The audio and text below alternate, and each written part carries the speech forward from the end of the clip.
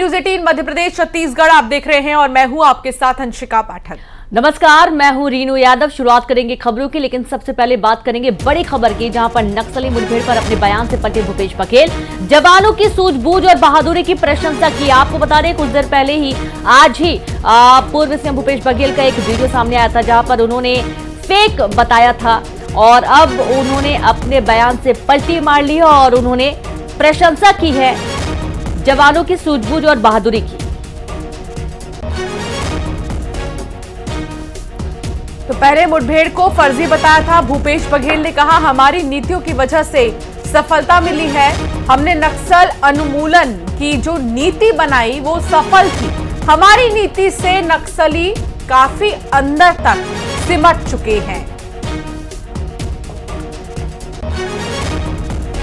तो भूपेश बघेल अपने बयान से पलट चुके हैं। इससे पहले उन्होंने जो ये मुठभेड़ हुई है उसको फर्जी बताया था, जिसके बाद मुख्यमंत्री विष्णुदेव साय का पलटवार भी आया और कहा कि प्रमाणित करें अगर ये फर्जी है तो। अब ऐसे में भूपेश बघेल अपने ही बयानों से पलटते हुए नजर आए। के लिए हमारे नौजवानों को मैं उन्हें बधाई देता हूँ, शुभकामना देता हूँ।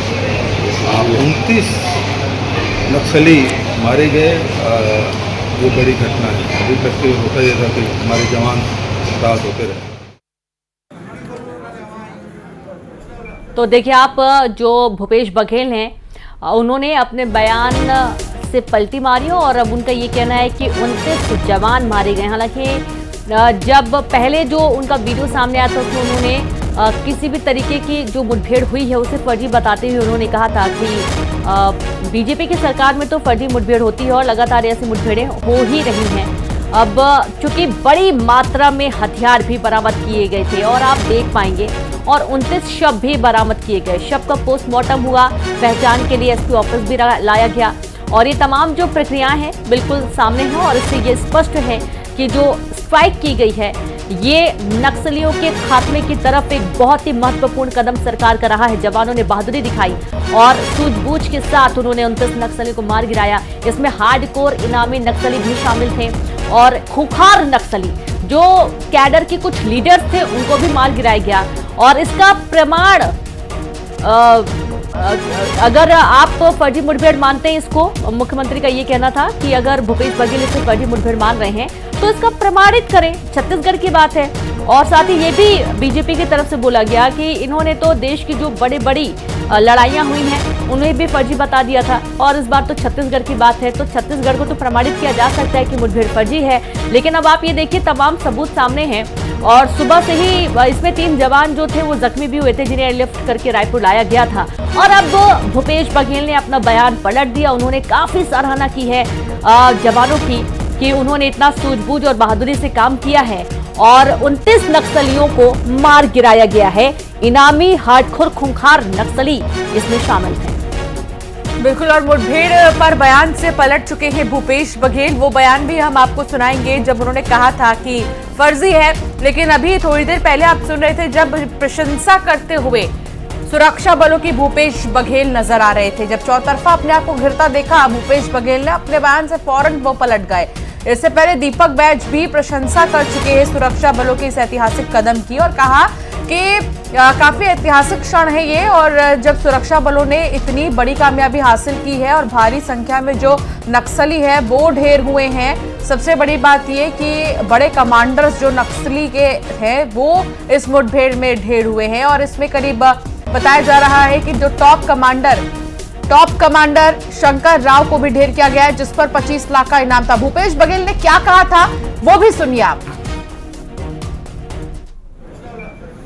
बड़ी सफलता मिली है हमारे नौजवानों को, मैं उन्हें बधाई देता हूँ, शुभकामना देता हूँ। 29 नक्सली मारे गए, ये बड़ी घटना है। अभी तक होता ही था कि हमारे जवान रात होते रहे।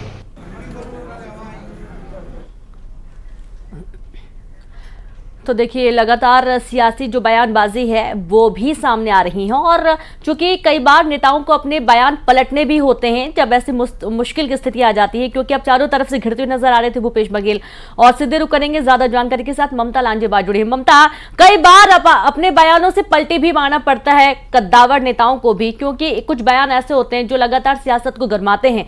भूपेश बघेल के बयान के बाद की फर्जी होती है मुठभेड़ और इसके बाद चारों तरफ से घिरते नजर आए थे और अब एक नया बयान सामने आया भूपेश बघेल का। बिल्कुल, देखिए कांग्रेस ने ये बयान जारी किया है और जिसमें भूपेश बघेल कह रहे हैं कि हमारे जवानों के सूझबूझ और बहादुरी की मैं प्रशंसा करता हूं और हमारी नीतियों की वजह से सफलता मिली। हमने नक्सल उन्मूलन की जो नीतियां बनाई थी वो सफल थी और हमारी नीति से नक्सली काफ़ी अंदर तक सिमट चुके हैं और पहले भी जब जवान जाते थे तो बड़ी संख्या में नक्सली मारे जाते थे। दूसरी बात, अगर हम बात करें अभी उनका जो बयान आया, इसके पहले जो बयान लगातार चल रहा है उसको लेकर कांग्रेस का कहना है कि भूपेश बघेल से ये सवाल किया गया था किसी और एनकाउंटर को लेकर और उसको लेकर उन्होंने जो जवाब दिया था उसको ये बताया जा रहा है कि ये बयान जो है वो उस एनकाउंटर के लिए है। हालांकि अब उनका बयान आया है, लेकिन दिलचस्प बात यह है कि पीसीसी चीफ दीपक बैज का भी थोड़ी देर पहले बयान आया था और उन्होंने कहा था कि हमारे पूर्व मुख्यमंत्री भूपेश बघेल ने भी सवाल उठाया है और हम इसको लेकर जांच कमेटी बैठाने के लिए भी सोच रहे हैं। हम जाएंगे, ग्रामीणों से बात करेंगे और इस बात को लेकर इसकी तहकीकात तक के जाएंगे कि वाकई ये एनकाउंटर जो है वो असल एनकाउंटर है या नहीं।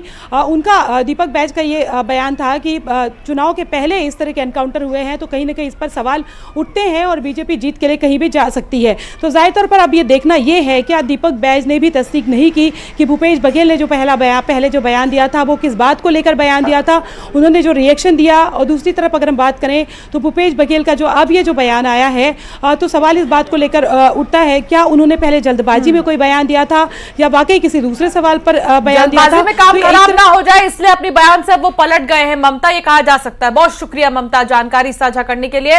और मायने भी हम बता रहे हैं, भूपेश बघेल अब अपने बयान से पलट चुके हैं और करीब 29 नक्सलियों के शवों का भी पंचनामा हो चुका है। मुठभेड़ पर भूपेश बघेल का यह बयान सियासी गलियारों में हलचल मचा देने वाला।